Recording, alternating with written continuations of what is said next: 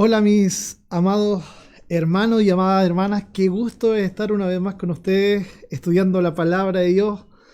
Qué rico que ya podamos llevar prácticamente 2 meses estudiando primero Apocalipsis y ahora la Epístola de Santiago. Comenzamos recién la semana pasada y ha sido realmente algo enriquecedor para todos nosotros, creo yo, estar estudiando esta hermosa epístola. En unos pocos versículos hemos podido de alguna forma entender, comprender lo que Dios quiere para cada uno de nosotros y sé que hoy no va a ser distinto. Le invito a que pueda en estos segundos, en estos minutos, poder dar sus opiniones, qué sé yo, decirme cómo se escucha, decir de dónde están estudiando con nosotros, que puedan dar like ahí, poner su me gusta, qué sé yo, quizá etiquetar a alguien que pueda haberse olvidado de estar viendo esta transmisión para que juntos podamos continuar estudiando este hermoso libro de la palabra de Dios, la epístola de Santiago. Es, como digo siempre, un privilegio estudiar y ser parte de la familia de Dios y poder compartir con otros lo que Dios ha puesto de alguna forma en nuestros corazones, ha puesto a nuestra disposición. Así que le invito a que junto conmigo pueda estar orando y pueda tener un momento ahí con el Señor para que todos nosotros podamos ser beneficiados con este tiempo. ¿Le parece? Así que le invito a orar conmigo. Padre Celestial, te damos tantas gracias por tu eterno amor, por tu misericordia. Te damos gracias, Señor, porque a ti te ha placido que podamos una vez más reunirnos a través de esta plataforma. Te damos gracias por esta tecnología, porque aún en este tiempo difícil podemos estar conectados y estudiar tu palabra. Gracias, Señor, porque ella nos hace tanto bien y es lo que necesitamos cada uno de nosotros. Te ruego, Señor, que cada uno de nosotros haya descanso, haya paz, haya gozo, Señor, en estudiarla. Y que juntos podamos crecer en tu amor, juntos podamos crecer en sabiduría y juntos podamos crecer en lo que tú estás haciendo en nosotros y con nosotros. Gracias, Señor, en el nombre de Jesús. Amén. Amén. Belkis, como siempre, la primera ahí en estar conectada. Elías, Cecita, Quique, Javier, qué bueno que estén conectados. Mi linda esposa. Bacán. Verito, qué bueno, no te había visto en otras transmisiones, así que un saludo especialmente allá en Puente Alto. Que el Señor te bendiga mucho. Qué rico que puedes estar conectado. Saludos a los chiquillos.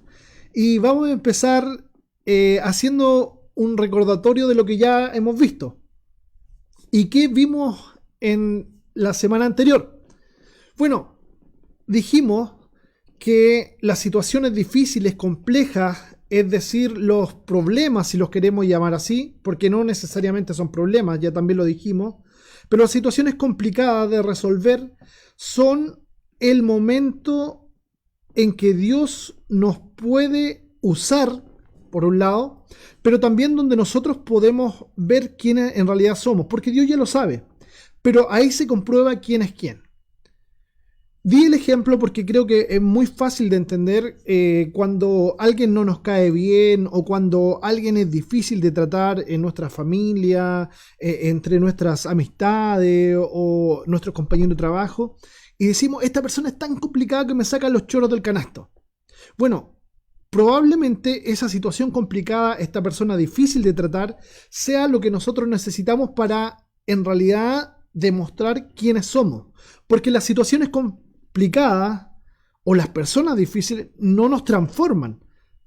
No es que nos transformemos cuando estamos con alguien, sino que ahí en realidad demostramos quiénes somos.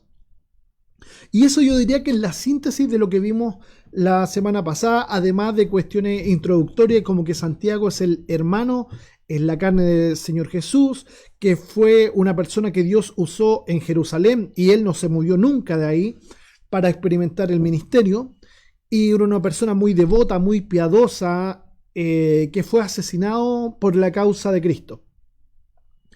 Este se llama a sí mismo como, no como apóstol, sino como servidor, un siervo de Cristo, siendo el medio hermano, por lo tanto es muy decidor esto.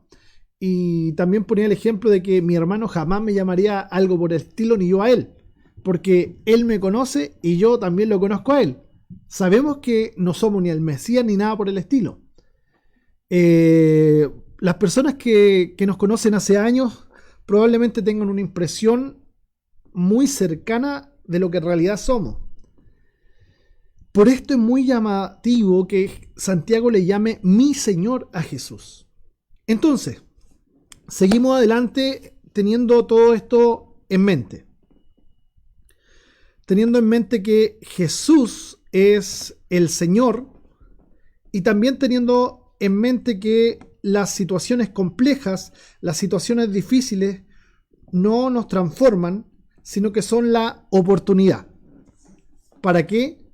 Para que Dios nos muestre quiénes somos nosotros y nosotros a la vez demostrar que le amamos o darnos cuenta que no. Entonces, seguimos con los versículos 5 al 11. Y vamos a leer la palabra del Señor entonces en Santiago capítulo 1, versículos 5 al 11. La palabra del Señor dice: si alguno de vosotros tiene falta de sabiduría, pídala a Dios. Estoy leyendo Reina Valera. Vuelvo a repetirlo. Si alguno de vosotros tiene falta de sabiduría, pídala a Dios, el cual da a todos abundantemente y sin reproche, y le será dada.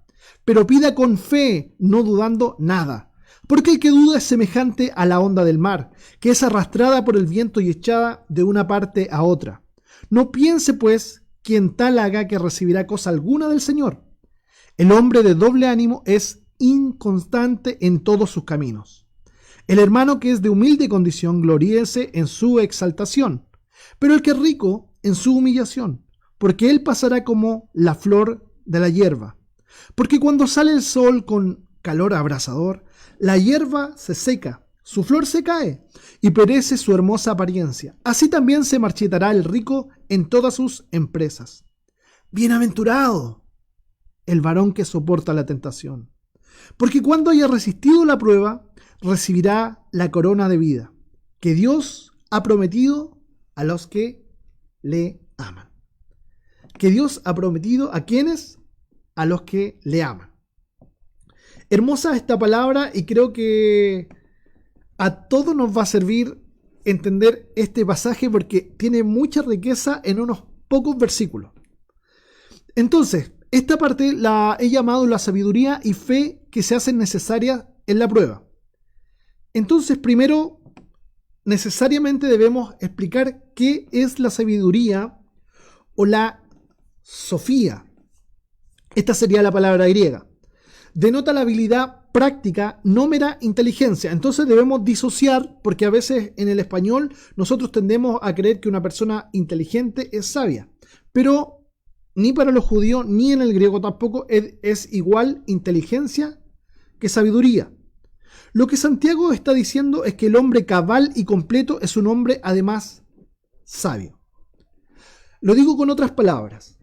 Los judíos creían, entendían que la sabiduría era la forma en que cada uno vive la vida. Hay personas necias, que no es lo mismo que tonto, sino que el necio sería el testarudo, aquel persona que pudiendo, inclusive pensando bien, entender bien las cosas, no hace las cosas adecuadamente. ¿Y cómo lo representan? La vida sería como un camino y las personas van tomando decisiones en este camino.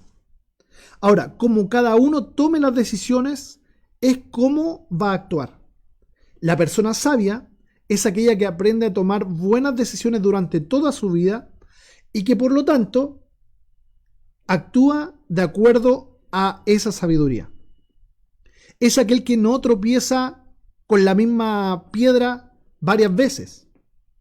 El sabio es aquel que, sin ser necesariamente muy inteligente, diríamos nosotros como cristianos, aprende a vivir la vida de Dios y a tomar las decisiones de acuerdo a lo que Dios le ha entregado, de acuerdo a lo que Dios quiere. Sin embargo, el necio no es necesariamente alguien tonto. Poniendo un ejemplo, yo conozco a personas muy inteligentes que han perdido su familia por tomar malas decisiones, por meterse en malos negocios, por tener una vida promiscua, por ser drogadictos. Gente que toma malas decisiones aún siendo inteligente. Por lo tanto, este inteligente puede ser un necio. Sin embargo, por el otro lado, tenemos a personas que no son tan inteligentes, pero que sin embargo viven felices, dichosos. Porque toman buenas decisiones y esas decisiones le llevan a tener paz, le llevan a tener armonía con el resto de las personas.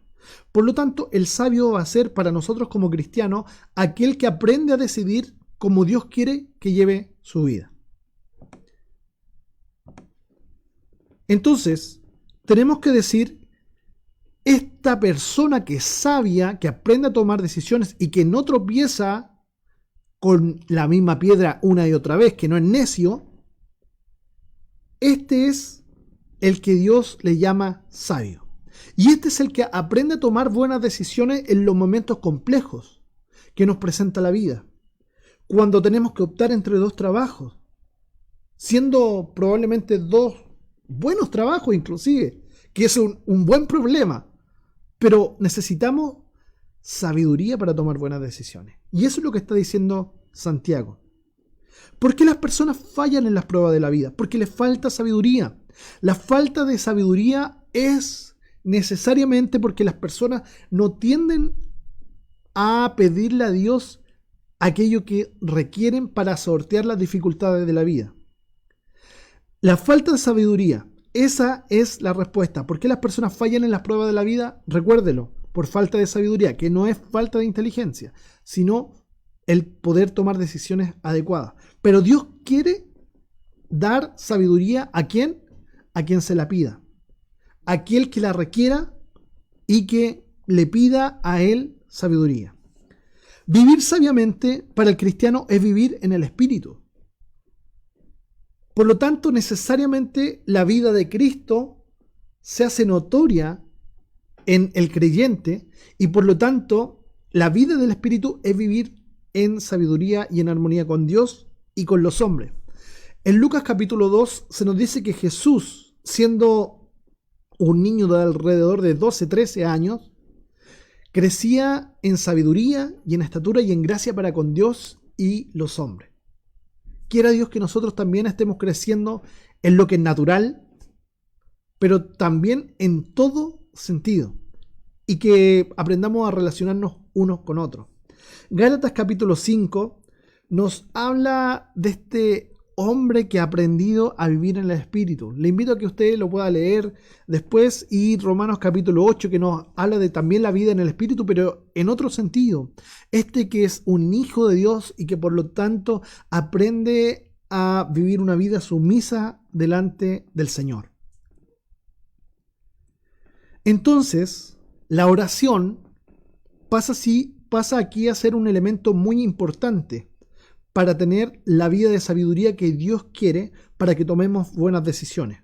¿Por qué pasa a ser tan importante? Porque es necesario que nosotros le pidamos, entendiendo nuestra condición, a Dios de necesidad. Nosotros necesitamos a Dios y es por eso que oramos. No solamente porque Él nos diga que debemos orar, sino porque nosotros entendemos nuestra necesidad de Dios. La oración pasa aquí a tener un rol fundamental en la vida práctica del creyente. No toma decisión a tonta y a loca, sino que siempre está orando para poder tomar las decisiones mejores. No se puede vivir una vida de forma sabia si no hay una vida de oración. Creo que este tiempo que estamos viviendo de pandemia ha sido un tiempo donde muchas personas están pudiendo reflexionar acerca de sus propias vidas y de la necesidad que tenemos.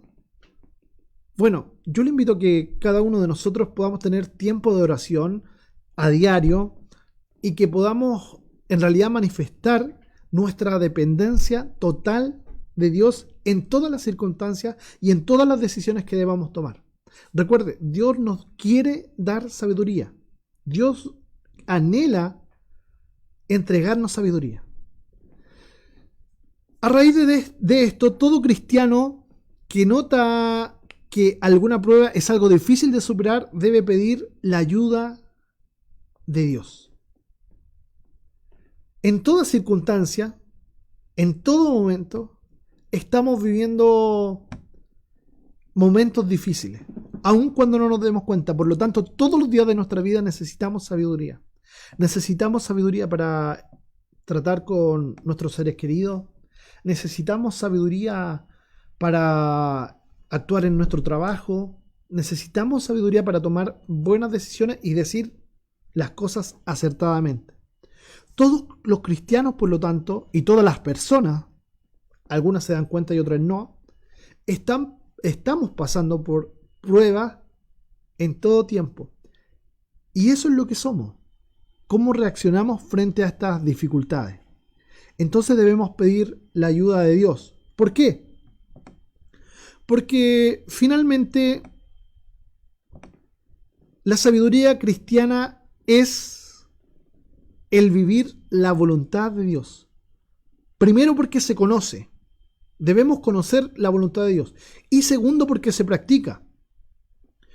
Por la estrecha relación que se tiene con el Dios de la palabra. Ahora, ¿a qué me refiero con esto? La sabiduría, ya lo he dicho, se presenta como un camino. Pero siempre las decisiones son como bifurcaciones. O puedo ir hacia la derecha o hacia la izquierda. O puedo tomar, como está en tantas metáforas, el camino ancho o el camino angosto.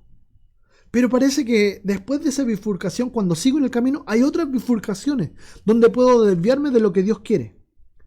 El vivir una vida de sabiduría y por lo tanto una vida de dicha, necesariamente pasa porque yo le entregue mi vida a Dios y por lo tanto lo que yo hago es la voluntad de Dios. Él es mi Señor. Y eso es lo que confesamos con nuestra boca, que Jesús es el Señor. Y por lo tanto yo empiezo a hacer su voluntad. Ahora la pregunta es, ¿cómo entiendo lo que es la voluntad de Dios? Probablemente muchos contestarían, porque lo siento muy en el fondo de mi corazón. Porque esta es la mejor idea que se me ocurre. Pero la sabiduría de la cual estamos hablando hoy pasa por otra parte. El conocer realmente la voluntad de Dios pasa por conocer la palabra de Dios. Él ya nos ha hablado. Él ya nos ha dicho cuál es su voluntad. Y tenemos la palabra profética más segura a la cual hacemos bien en estar atentos. Conocer la palabra de Dios es conocer la voluntad de Él. Y no basta con eso. Cuando yo entiendo la palabra de Dios, ahora debo practicarla. Es decir, que mi vida sea transformada a raíz de lo que conozco de la palabra de Dios. Así que, amada hermana, amado hermano, toma este tiempo como de estudio, como un tiempo donde Dios nos está perfeccionando, donde Dios está sacando las impurezas, como dice el libro de Proverbios, donde Dios de alguna forma nos está hablando. ¿Para qué? Para que seamos transformados a la imagen de Jesucristo. Recuerden ir dejando sus comentarios y preguntas para poder leerlas al final, a ver cómo estamos entendiendo y cuáles serían las cosas complejas que hemos dicho. No sé si hay alguna hasta aquí. Quisiera que, si la hay, por favor, se tome su tiempo y haga la pregunta o las preguntas, y que de esa forma podamos ir complementando lo que ya se ha dicho hasta aquí. Entonces, resumiendo, como ya lo hemos dicho, la sabiduría cristiana es vivir la vida como a Dios le agrada. Ahora bien, esta sabiduría Dios no la da de cualquier forma. sino que cuando alguien en oración ferviente la pide, la palabra de Dios que ya hemos leído dice que Él la da en abundancia. ¿Y por qué la puede dar en abundancia? Santiago explica esto de una forma muy rabínica, muy judía, y se entiende en el contexto judío que solamente un sabio, solamente aquel experimentado, puede dar consejos sabios. Es por esto que los ancianos se paraban a las afueras de la ciudad a dar consejos, inclusive cobraban por esto, pero solamente una persona experimentada y que se reconociera por los demás como sabio, y se reconocía por cómo era el trato con su familia, porque tenía buenos negocios, que en todas las áreas se desenvolvía bien. Esta persona que tenía sabiduría podía dar sabiduría. Entonces, ¿quién puede dar sabiduría en abundancia? Dios, porque Dios es el que tiene sabiduría en sí mismo en abundancia. Porque la tenía y porque la tiene es que puede dar sabiduría en abundancia. Además, una de las características del sabio judío o anciano es la generosidad. Y como Dios es generoso, es que puede dar también llegando más allá de lo que otro pueda cumplir o darle. Llega más allá el sabio de dar lo que la propia ley dice. Él da abundantemente. Y además, en segundo lugar, esta sabiduría que Dios da es sin reproche. No sé si a usted le ha pasado, como papá, como mamá, como hijo, que el papá o la mamá dice, yo esto te lo digo por tu bien. Pero después empieza a reprochar una serie de cosas. Y si me hubiera hecho caso a tiempo, y si lo hubiera hecho en tal momento como yo te dije, las cosas hubieran salido mejor. Bueno, los judíos tenían varios dichos respecto a esto, y los rabinos pensaban que el sabio no solamente da sabiduría, no solamente es generoso con su sabiduría, sino que lo hace con dulzura, lo hace con amor. Y es por esto que es sin reproche. Porque una mejor dádiva es una palabra tierna que el mismo obsequio. Y aquí hay algo sumamente hermoso que debemos destacar. ¿Y qué es lo que es? Es que esto era tan incrustado en el ambiente judío que los papás, sobre todo la madre, cuando enseñaba a sus hijos la palabra de Dios, también iba acompañado de una cucharadita de miel o de algo dulce. Porque se supone que la sabiduría, el conocimiento que le damos a otros, debe ir acompañado de dulzura. Por esto es tan raro que tantos de nosotros los cristianos seamos tan duros con nuestras palabras cuando evangelizamos, cuando exhortamos a otro, porque como ya lo hemos dicho, el exhortar no tiene que ver con ser duro, severo, ni ser un samurái, sino que el ser sabio nos da la forma precisa de tratar a otros con dulzura, honestidad, sinceridad, pero también con amor. El envoltorio de la entrega de la sabiduría es y debe ser el amor, y por lo tanto la dulzura, la gracia. Dios, cuando nosotros le pidamos, si ya lo hemos hecho, ya lo hemos vivido, Dios cuando da sabiduría la da en abundancia y sin reproche. Santiago, siendo un hombre judío que conocía bien sus tradiciones, indica que Dios es el más sabio y por lo tanto es el que puede dar más en abundancia. Más que los propios sabios que ellos tenían. Más que cualquier otra persona. Dios puede dar sabiduría abundantemente y sin reproche. Entonces, lo que estamos diciendo es que Dios da sabiduría no para imponer su superioridad. Y así debiéramos hacerlo nosotros como cristianos. No creernos superiores a nadie. Dios, siendo superior, no actúa como siéndolo.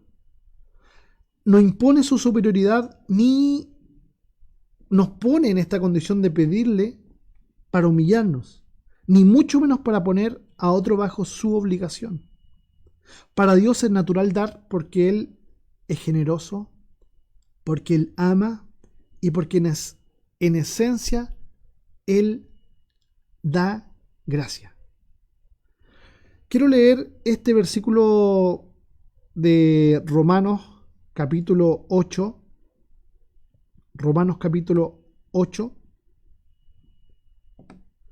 Y quiero leerlo acompañado del texto que tantas veces supongo yo que hemos leído. Romanos capítulo 8, versículo 31 y 32. Romanos 8:31, que es el más conocido, dice: ¿qué pues diremos a esto? Si Dios es por nosotros, ¿quién contra nosotros? El que no escatimó, el que no valoró ni a su propio Hijo, sino que lo entregó por todos nosotros, ¿cómo no nos dará también con Él todas las cosas? ¿Cómo Dios no nos va a dar toda clase de bondades, toda clase de cosas buenas, como la sabiduría, si se la pedimos a Él? Si ya nos ha dado a su Hijo, a Jesucristo. Si Jesucristo se entregó por nosotros ahí en la cruz, dando su vida, siendo todo Dios, vino a hacerse un ser humano y con toda humildad se entregó por nosotros, ¿cómo no nos va a dar sabiduría también si se la pedimos?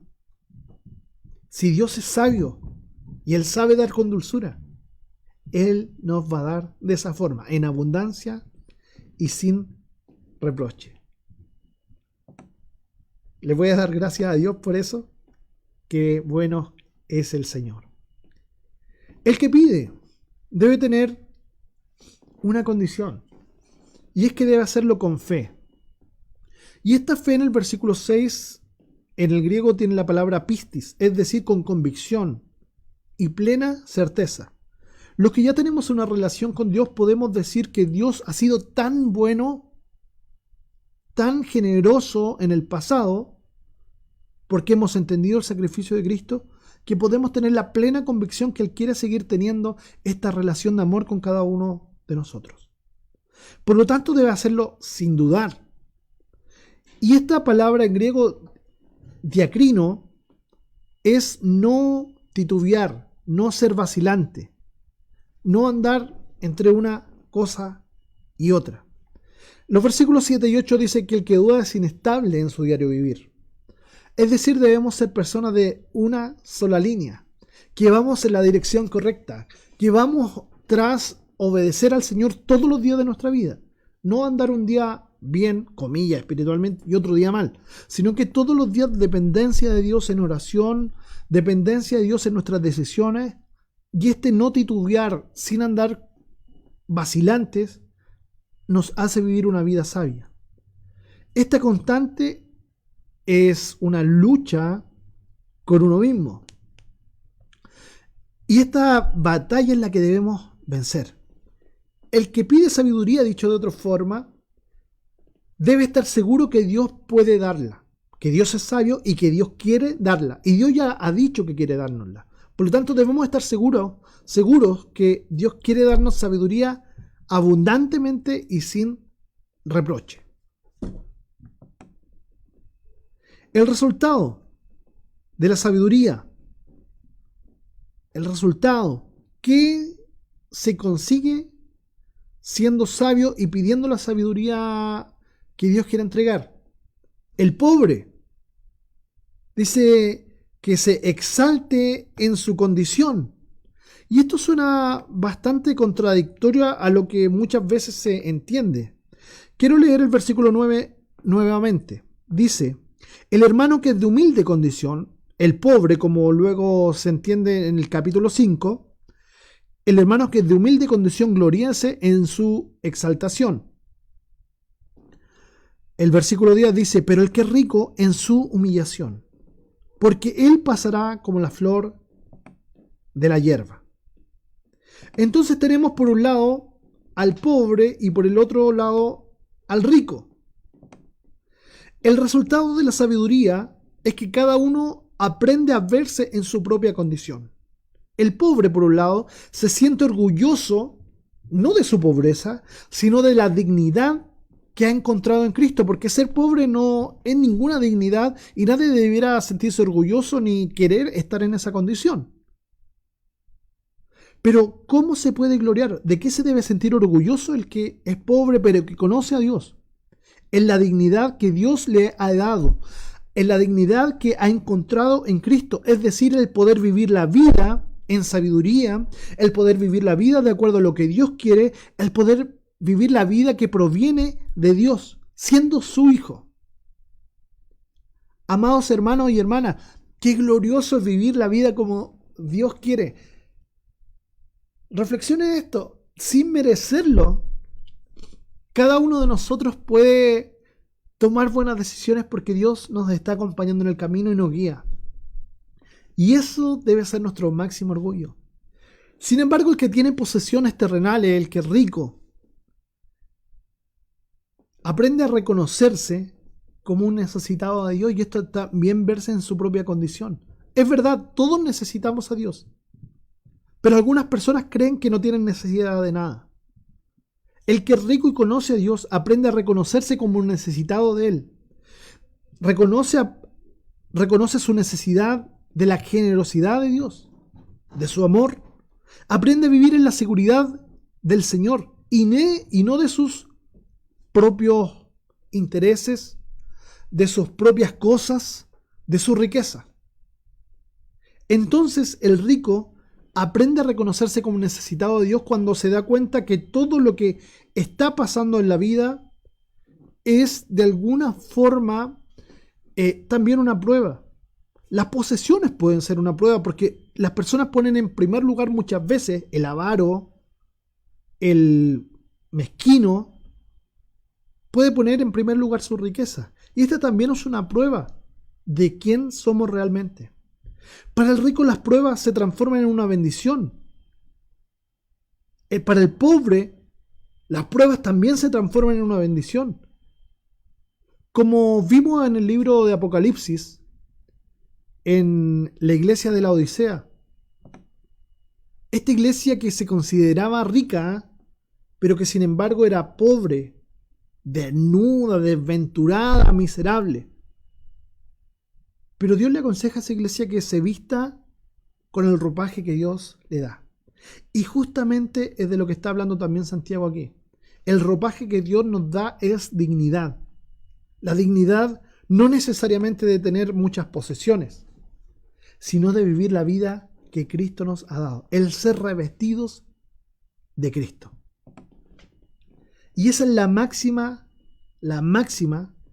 bendición que podemos vivir todos nosotros. El ser humano debe entender, por lo tanto, que su vida en esta tierra es pasajera, efímera. Es como lo pone en palabras de Santiago, es como la flor o como la hierba, que un día está y al otro día no está. Porque viene el calor del verano, no en nosotros en Santiago, sino en lo que está diciendo Santiago, y la hierba se seca. Santiago describe la condición del hombre que pone su confianza en las riquezas, por un lado, y el que pone de alguna forma su confianza en Dios y en la sabiduría que Él le puede dar. Y Santiago lo pone en una forma metafórica. Ya lo he dicho, de esta hierba que un día es y al otro día no es. Pero ¿qué es lo que está describiendo Santiago? Está describiendo el viento solano. El viento solano en el invierno es muy frío y también en el verano es un viento muy caliente. En el caso de toda la región donde vivía Santiago y la que él recorría, es decir, Palestina o lo que hoy se llama Palestina, es un viento que viene del desierto, un viento muy caliente y que deja la escoba porque marchita las plantas, las plantaciones y muchas veces genera devastación. Supongo yo que muchos de ustedes recordarán la historia de Jonás y lo que describe en su libro este profeta es que el viento solano hizo que esta calabacera, esta planta que había nacido y que le había cubierto la cabeza, de un día para otro murió. ¿Por qué? Por el calor del viento. No sé si usted ha llegado un día de enero después de estar 1 o 2, 3 semanas en la playa con brisa del mar y todo, y llega a Santiago a las 3 de la tarde. Es insoportable cómo el aire está caliente. Bueno, imagínense cómo debe ser estar cerca del desierto y que el viento sople en dirección de la ciudad. Insoportable, insoportable. Entonces, Santiago está diciendo, es como el viento solano, es como esta hierba que es afectada por el viento solano la vida del hombre. Un día está y al otro no está. Lo que destaca aquí es la fragilidad y por lo tanto de nuestra vida. Y por lo tanto, cómo nosotros debemos entendernos a nosotros mismos, que somos pasajeros en esta vida y que no debemos poner la confianza en las cosas que vemos, sino solamente en Dios.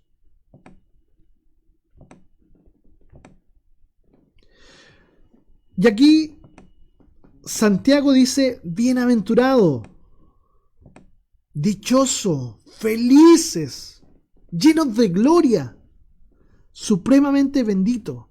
¿Quiénes? Leamos el versículo 12. El versículo 12. ¿Qué nos dice la palabra del Señor en el versículo 12? Santiago capítulo 1, versículo 12 dice, bienaventurado el varón que soporta la tentación. Una vez más lo digo, bienaventurado el varón que soporta la tentación, porque cuando haya resistido la prueba, recibirá la corona de vida que Dios ha prometido a los que le aman. Imagínense que Dios no es mentiroso, que Dios es fiel.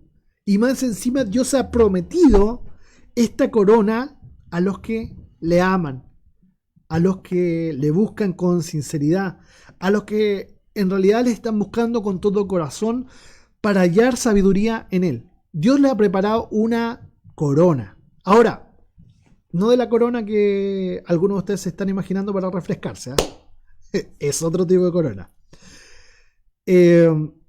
Vamos allá. Entonces, bienaventurados, dichosos, felices. El pobre, dijimos ya, se siente orgulloso de su dignidad que ha encontrado en Cristo, es decir, el poder vivir la vida de sabiduría que proviene de Dios siendo hijo. El rico aprende a reconocerse, ya lo hemos dicho. Pero ¿cuál es esta corona de la cual el cristiano se siente dichoso y feliz? Santiago vuelve al tema de la prueba, habiéndose alejado solamente por medio versículo, hablando del que es rico, que su vida es perecedera y que va a pasar de un momento a otro. ¿Quién es entonces bienaventurado, dichoso? El que es sabio porque Dios le ha dado sabiduría. Entonces, volviendo a este tema de la prueba, asegura que el que la ha soportado, la prueba, de tal forma de ser aprobado por Dios, vuelvo atrás, el que ha sido aprobado a Dios en la prueba, porque depende de Dios y por lo tanto tiene la sabiduría de Dios, es decir, con paciencia ha soportado la prueba, recibirá la corona de vida, que no solamente es tener vida eterna, sino disfrutarla ahora ya. Yo supongo que todos ustedes, o la mayoría por lo menos, va a recordar cómo Fernando González y Nicolás Mazú se abrazaron, se tiraron al suelo y se revolcaron. ¿Por qué? Porque consiguieron llegar a la meta, consiguieron la victoria, consiguieron un triunfo en Atenas en las Olimpiadas.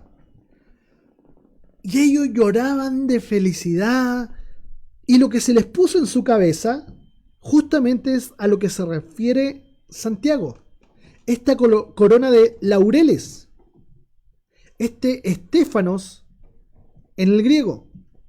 Por lo tanto, a lo que se está refiriendo Santiago no es una corona que les va a ser rey ni nada por el estilo. Es el galardón o el premio por haber obtenido un logro concreto. Y eso es lo que está diciendo Santiago. Van a recibir la corona de la vida, dice en Reina Valera. Pero hay algo más que debemos entender. El sumo gozo de la prueba, la bienaventuranza, la dicha que podemos recibir en ella, está en encontrar la aprobación de Dios en cualquier circunstancia. Lo digo de otra forma. Cuando uno aprende a vivir la vida en sabiduría, es que va a vivir en dicha. Y esto necesariamente depende de que nuestra vida le sirva a Dios y viva en dependencia de Él. Está en encontrar el sumo gozo, está en encontrar la aprobación de Dios en cualquier circunstancia. Esto es verdadera vida. Ya estamos concluyendo este tiempo de estudio, así que si tienes alguna pregunta puedes hacerla. Quiero decir que en la forma griega que adopta este texto, no está diciendo la corona de la vida, sino la corona que es vida. Por lo tanto, como ya lo habíamos mencionado cuando estudiamos Apocalipsis, y está refiriendo a lo mismo, es llegar a la meta de vivir en la aprobación de Dios todos los días de nuestra vida. Todos los días de nuestra vida. Por lo tanto, cada uno de nosotros debe aprender a entender cómo vivir la vida que a Dios le agrada. La vida que es no solamente querer agradar a otros, sino también es la felicidad que Dios quiere para cada uno de nosotros.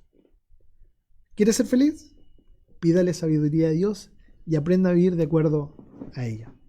Voy a echar una miradita ahora si es que hay alguna pregunta y poder responder entonces a lo que se haya dicho.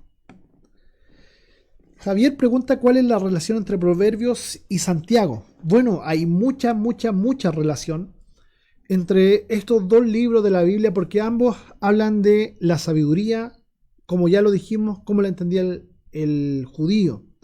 La vida es un camino donde uno va tomando decisiones para dónde doblar y para dónde no. Y ese tipo de decisiones lo va poniendo en el caso de Proverbios como personas necias que van tomando malas decisiones y personas sabias que van tomando buenas decisiones. Aquí, sin metáforas, Santiago está aplicando la sabiduría que ya ha sido entregada en el libro de Proverbios. Proverbios va a decir cosas como: recuerda la hormiga que hace esto y aquello. Recuerda lo que hace el oso y mira lo que hace tal tipo de persona. Pero Santiago es mucho más concreto. En las próximas clases vamos a ver, por ejemplo, que Santiago nos dice cómo debemos hablar. Qué complicado tema, porque muchos de nosotros creo que con lo que más pecamos es con nuestra forma de hablar. Porque ofendemos, porque nos callamos, porque decimos la mentira ahí o la verdad a media y queremos de alguna forma hacernos lesos a nosotros mismos. ¿Cómo debemos tratar al que es de una condición pobre? ¿Cómo debemos tratar al que tiene una condición de rico? El trato es mucho más simple en el caso de Santiago porque, como es una epístola, no usa tanta metáfora, aunque sí también la ocupa sin ninguna duda. Pero la relación que hay entre estos dos libros, Proverbios y Santiago, es que tratan la sabiduría, la práctica de la vida y cómo tomar buenas decisiones. En el caso de Proverbios va a personificar a la sabiduría. Escucha la sabiduría, está atenta a sus razones. En el caso de Santiago es mucho más concreto, diciéndonos que debemos escuchar a Dios, y es lo que hemos tratado hoy. Escucha a Dios, hazle caso y vas a ser feliz. Si no le haces caso, si vive de una forma necia, todo mal. Hay una pregunta que recién, por lo menos a mí me pareció, dice: entonces cuando en Santiago dice que la vida es como el viento solano, se refiere más a que hace que a lo que es. Espero que se entienda. La verdad es que no lo entiendo tan bien. Supongo que lo entiendo, pero si es que no respondo, por favor, haz la pregunta de nuevo. No es que la vida sea como el viento solano, sino que la vida es como la hierba que se seca y cuando viene el viento solano se muere.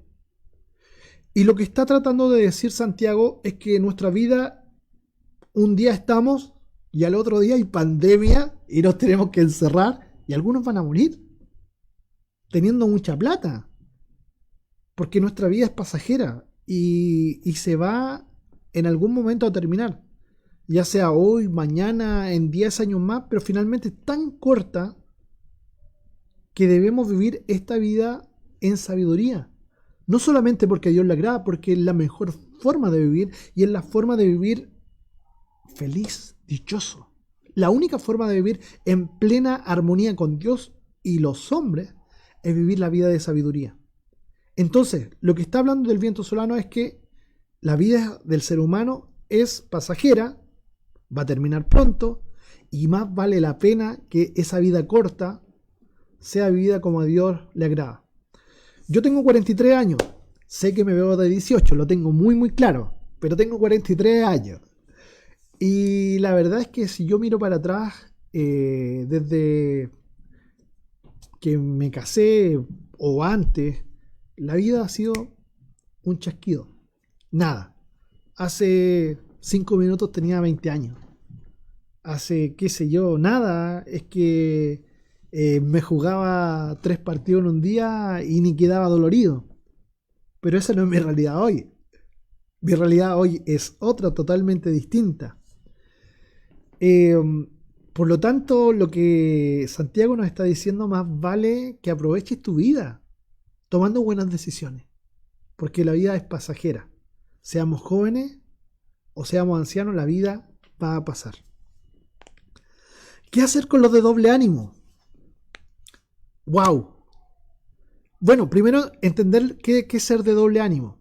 Estas personas que un día andan de una forma frente a Dios, no estamos diciendo de estas personas que son cambiantes necesariamente, sino que estamos hablando de estas personas que un día sirven a Dios y que al otro no quieren servirle ni glorificarle. ¿Qué hacer con ellos? Bueno, solamente Dios puede hacer un trato con cada uno de ellos y lo que nos toca a nosotros respecto a ellos es orar por ellos. Si Dios nos puede utilizar como un medio para dar sabiduría y consejo, debemos hacerlo como Dios lo hace también, en amor, abundantemente y sin reproche. Al que pida, dale, y no es un reggaetón, sino que nosotros debemos ser tan sabios como para darle nuestra opinión y nuestro conocimiento solamente a aquellos que lo piden, no imponiéndole a nadie nada, porque finalmente las personas pueden cambiar por fuera, pero lo que nos dice este hermoso libro que van a seguir siendo los mismos por dentro. Por lo tanto, nosotros debemos tener la sabiduría también de ver con quiénes hablamos. El libro de Proverbios, ya que Javier lo mencionaba, dice que tratar de corregir a un necio, y en este caso el de doble ánimo sería un necio porque vive la vida como se le antoja y es ir en contra de la voluntad de Dios, no tiene ni un sentido. Vivir la vida como Dios le agrada es el único sentido que tiene la vida. Y lo que dice el libro de Proverbios, lo que estaba diciendo es que tratar de corregir a un necio es como tratar de o encontrarse con una osa, literalmente lo dice, que ha perdido sus cachorros. Imagínense encontrarse en el bosque con una osa que ha perdido sus cachorros. El necio va a actuar de la misma forma, de forma iracunda, de forma apasionada pero mal.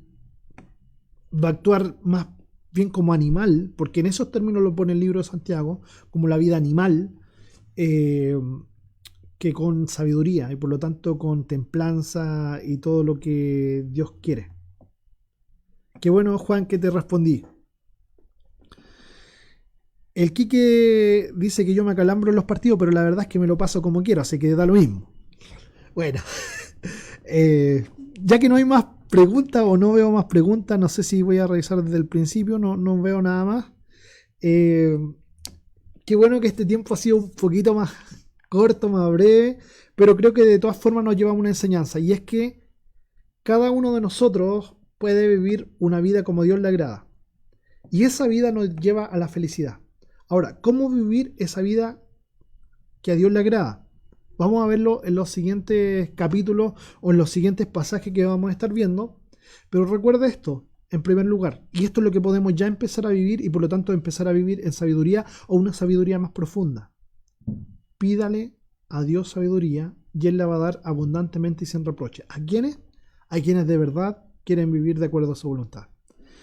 Así que le invito a orar juntamente conmigo para que Dios nos dé sabiduría. Empecemos a hacerlo ahora. Y ponga sus peticiones delante de Dios. Quizás tiene decisiones que tomar. Pídale sabiduría a Dios para que tome las decisiones acertadas. Señor, te damos tantas gracias en esta noche donde hemos podido de alguna forma disfrutar de tu palabra. Gracias porque tú una vez más nos llamas a vivir como a ti te agrada y eso para nosotros ya es felicidad. Gracias, Señor, porque tú nos das la posibilidad de ser bienaventurados, dichosos, gozosos por vivir en ti y para ti, por vivir en tu espíritu. Gracias, Señor, porque tú requieres y quieres que cada uno de nosotros sea de aquellos que vivan felices en la vida, no por las posesiones que puede tener, porque sabemos que muchas personas con muchos bienes viven de una forma tan infeliz. Pero hoy nosotros tenemos la riqueza de tu espíritu, de tu enseñanza, de tu palabra, Señor, que nos guía y nos alumbra. Como dice el libro de los Salmos, como una antorcha para que alumbre nuestros pies. Oh Señor, te ruego que cada uno de mis hermanos que ha apartado este tiempo para disfrutar de tu palabra y aprender de ti, pueda hallar la sabiduría a cada paso y que pueda ver claramente como un camino que está bien alumbrado su vida y por lo tanto aprender a decidir correctamente de acuerdo a lo que tú quieres para cada uno de nosotros. Gracias, Señor, porque tú eres bueno y fiel para siempre. Amén. Recuerde darle like a la página, de seguir la página, para que le estemos recordando cada vez que tenemos algo que hacer. No solamente esta transmisión de estudio, sino nuestras reuniones, los días jueves que nos juntamos más en familia, a veces por Zoom, a veces por Facebook Live. Mañana o pasado ya va a estar apareciendo lo que vamos a hacer este jueves. Y así cada una de las actividades. Así que denle me gusta y sigan la página. Y también recuerde invitar a otros para que también puedan ser bendecidos a través del conocimiento de la palabra de Dios. Y espero que para cada uno de ustedes esté siendo una bendición y que tengan una muy, muy, muy feliz semana. Eso. Dios les bendiga mucho, mucho, mucho. Les amo y los espero este próximo martes a las 20 horas y como siempre en cada una de las transmisiones. Dios les bendice.